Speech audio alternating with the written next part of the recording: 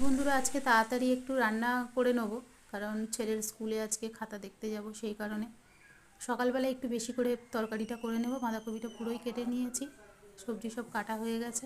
বাঁধাকপিটা একটু সেদ্ধ করে জলটা ফেলে দেবো। আর আটাটা কালকের মাখা ছিল, বেশি রুটি করব না, 4টের মতো পরোটা হয়েছে, ওইটাই হয়ে যাবে। মেয়ের জন্য আবার গোলা রুটি হবে, সেই জন্য 4টে পরোটাতেই হয়ে যাবে আজকে, আর এক্সট্রা করে আটা মাখতে লাগবে না। তো ওদিকে তরকারিটার জন্য বাঁধাকপিটা সেদ্ধ বসিয়েছি, সেদ্ধ হচ্ছে, আর এদিকে পরোটাগুলো ভেজে নিচ্ছি। তারপরে আমার একটু আবার চা করব। শাশুড়ির চাটা করা হয়ে গেছে, করে রেখে দিয়েছি, যখন আসবে নিতে তখন গরম করে দেব। এদিকে দেখতে দেখতে বাঁধাকপিটা সেদ্ধ হয়ে গেছে, জলটা একটু ছাড়িয়ে দেবো।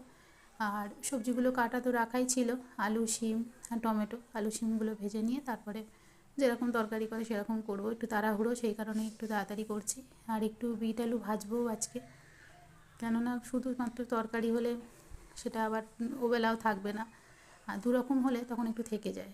আর মাছের ঝাল করব, কিন্তু মাছের ঝাল আবার ছেলে খাবে না, ওর জন্য পরে ডিম ভেজে নেব, কিংবা যা হোক সেদ্ধ করব দেখি। তো ভাত এসেই বানাবো, কারণ ভাতটা শীতকালে একটু গরম হলে তবেই বেশ খেতে ভালো লাগে।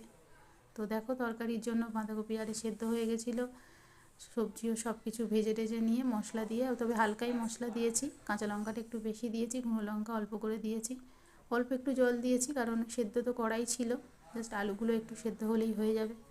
তরকারিটা দেখো হয়েই এসছে। আর এদিকে বিট আলু যে ভাজবো, অল্প করে একটু ভেজে নিচ্ছি। আমার চাটা হয়ে গেছে, ভাবলাম চা খেয়ে নিই, কারণ চা ঠান্ডা হয়ে গেলে যাই বলো শীতকালে একদমই ভালো লাগে না।